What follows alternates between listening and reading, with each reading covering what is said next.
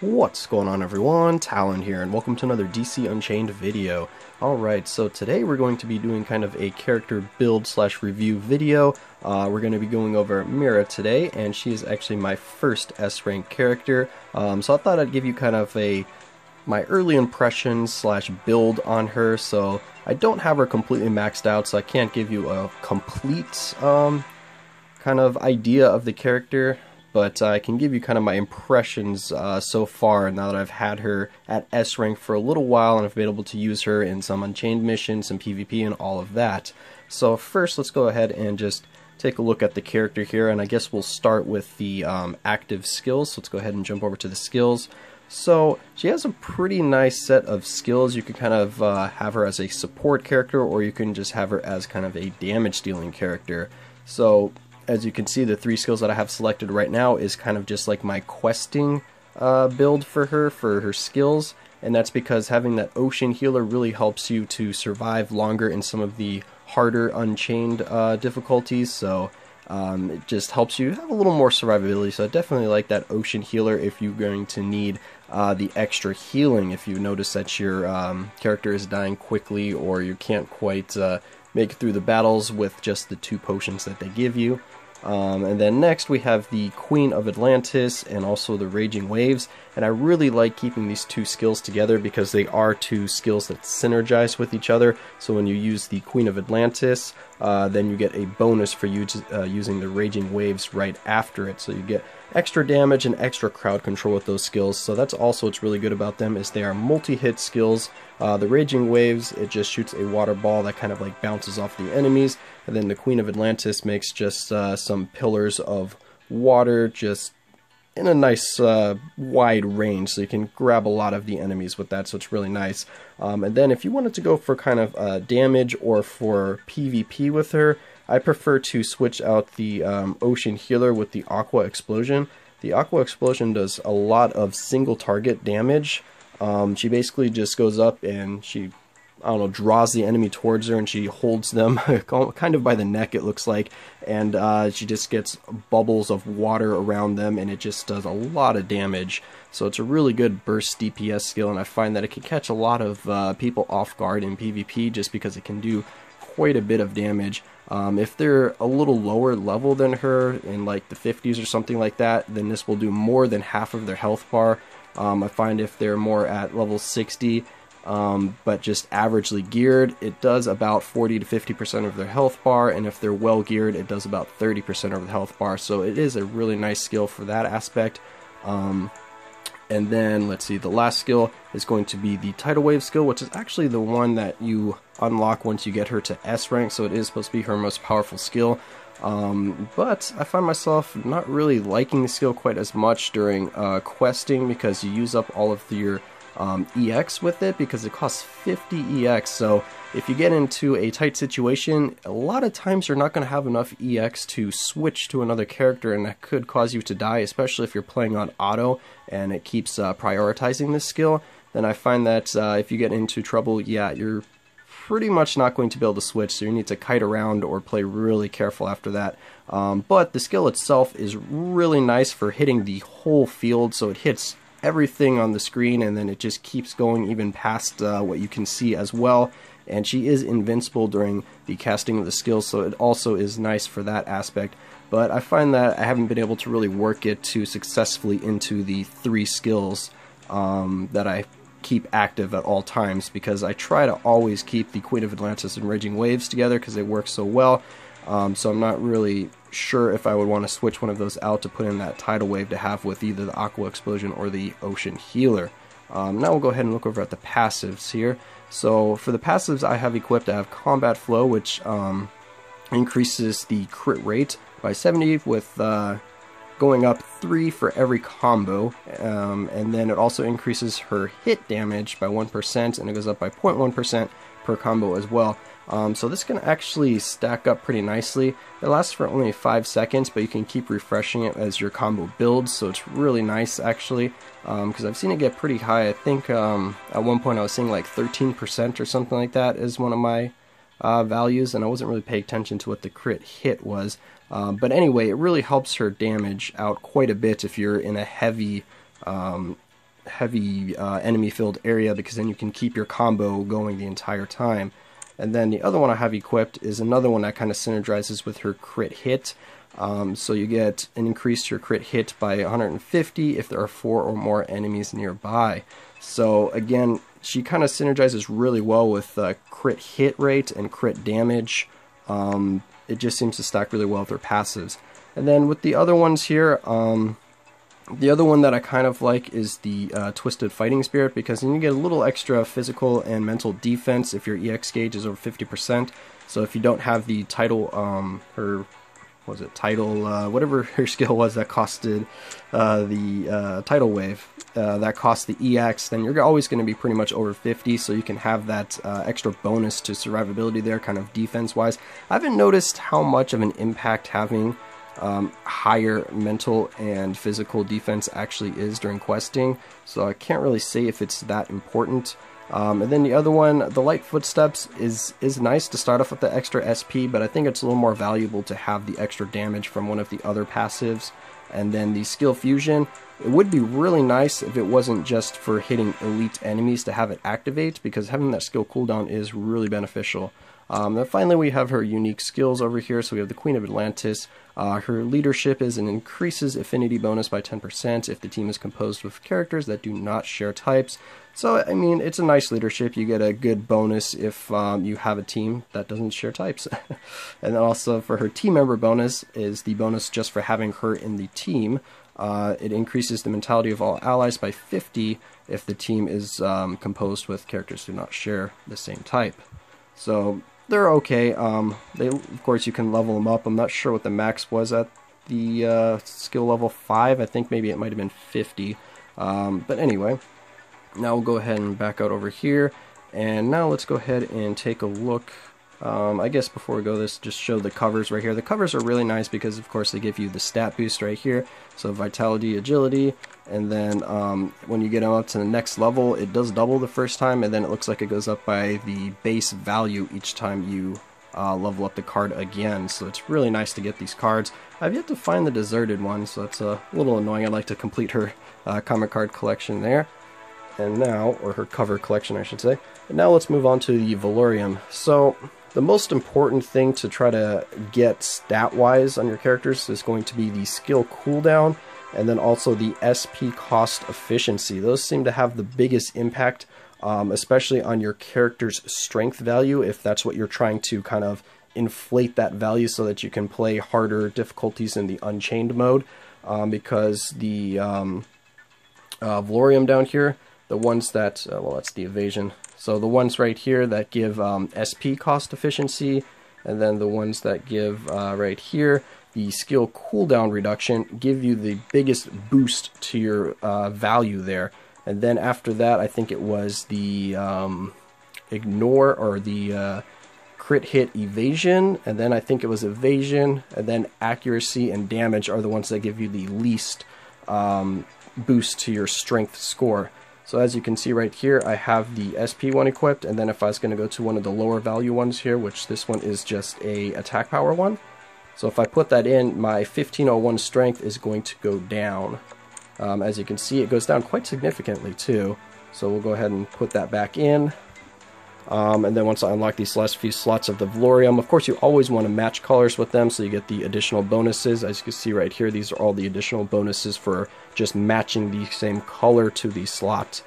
So I have a little more mental defense I can get, and also a big bump in skill cooldown when I get to that S rank one, but they start costing quite a few gems, so I'm holding off on that for right now. And you get another 17% from that. So let's go ahead and look at her stats real fast. So this is how I have her built so far. Of course, I am trying to get that skill cooldown, or that cooldown reduction, up to max at 50%. And then SP cost efficiency would be next after that. And then after I get those two worked on, I'm probably either just going to go with crit rates, or maybe just evasion with her to give her a little more survivability, because she is a little bit of a slower character in terms of her movement speed. Alright, so I think we went over all that stuff here. For her tactics, just something I'll mention real fast. I put on this tactic right here because I told you that the second and third skill kind of synergize with each other. So once I cast the second skill, if I cast the third skill right after it, I get that bonus effect with it. So I thought adding this tactic would be nice for her. But if you're on autoplay, it seems that the AI will wait until you have enough SP to cast both of those skills before casting either of them. So that makes it a little more annoying, because then you're just sitting there basically only using your first skill, because it comes off of cooldown pretty much before you're going to have enough SP to do 2 skills. So, and it just, I don't know, I don't really like how it does that. I'd like you to use the skills right when they come off of cooldown if I have the AI or the auto on. So it does rob you a little bit of your damage if you do this tactic right here. I'm just putting that out there if you were thinking about adding one of these tactics because you wanted to go with this synergizing skills. So now let's go ahead and hop over to an Unchained mission. So go ahead to hard mode, Fortress of Solitude. So it's the very last one on hard mode. And I'm choosing this one because for the team I have right now, I have enough strength to do it on single. So let's go ahead and we need to refresh her energy a little bit here. And alright, so let's load up in single player here, and then we can kind of show her off a little bit. And this will actually be the first time that I've played one of these Unchained on single player mode. Usually you want to go in with a group, of course, so you can get all of the bonuses for having 3 players. The XP bonus is really nice, and of course the gold bonus as well. So we'll go ahead and let her go on auto right now. And oh, I left the damaging first skill on. I forgot to switch it to the healing, so that might not be too good. But anyway, we'll just let her do her own thing right here. So as you can see, oh, it did the skills out of order that time. That's interesting. It didn't do that before when I was playing on auto. Oh, well, I have enough SP to do both of them.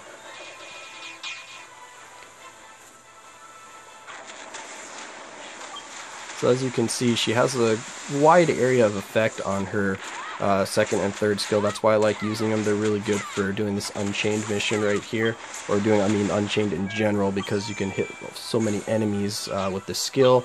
Once they get kind of more endgame content and have maybe a lot higher health bosses or stronger bosses, then the skills might not be as useful. But I see her as a really good kind of crowd clearing character, and she has decent damage, and she does have really good survivability if you use the heal on her, and you can also level up that healing skill, and I believe it goes up to a 22 or a 20% heal every time it's used, so that's actually quite powerful, so it'll give her a lot more survivability.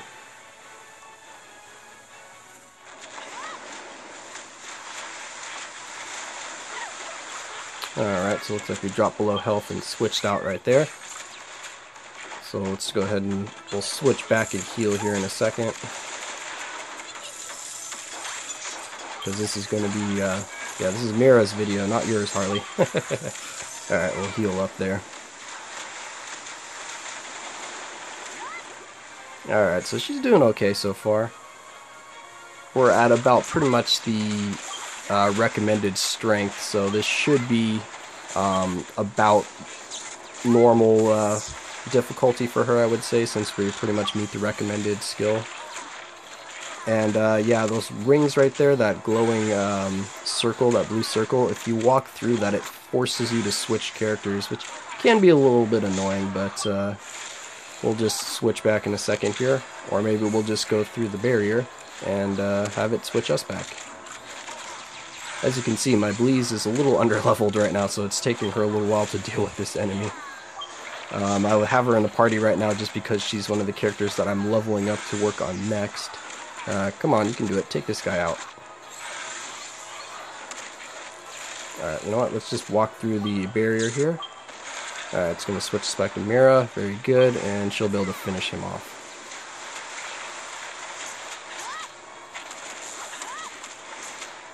Okay, there we go. Oh, and that barrier's back. Okay, cool. It didn't switch us.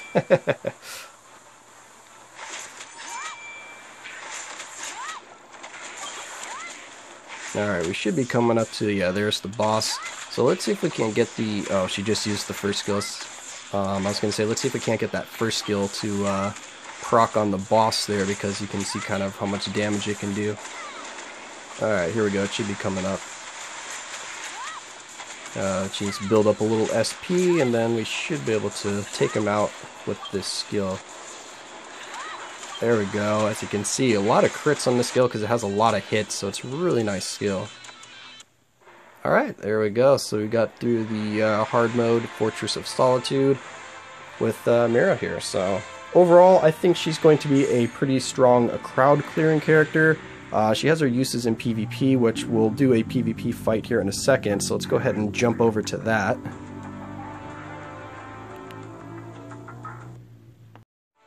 Alright, so we're just going to go ahead and jump into an AI battle here for kind of the PvP type preview for Mera, because we're going to guarantee ourselves a stronger opponent here, so we're going to get a level 60 that we're fighting, so to show her off a little bit more than maybe having a random battle with live opponent, but I don't know, I found that the AI battles are usually more difficult.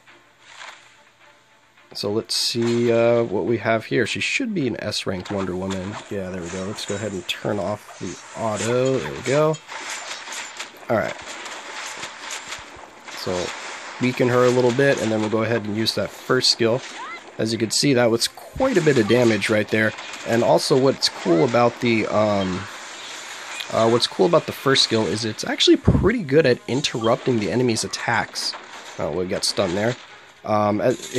It has grabbed... Whoops. It can be interrupted as well, too. Let's go ahead. There we go. It has interrupted, like, skills from, like, the Flash and stuff like that, where he's dashing all around. She just kind of, like, pulls the Flash towards him, towards her, and just starts DPSing him. It's pretty nice, actually. So I found it's a really nice skill to use in PvP.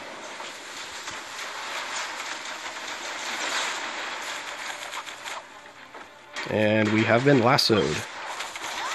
Oh, can we kill Wonder Woman? Oh, not quite. Oh, there we go. Alright, so I tried to do it without healing, and it looked like that was successful. So there's Mera doing a little bit of one-on-one DPS, and yeah, that first skill is pretty much a PvP winner for her. So let's hop back out here.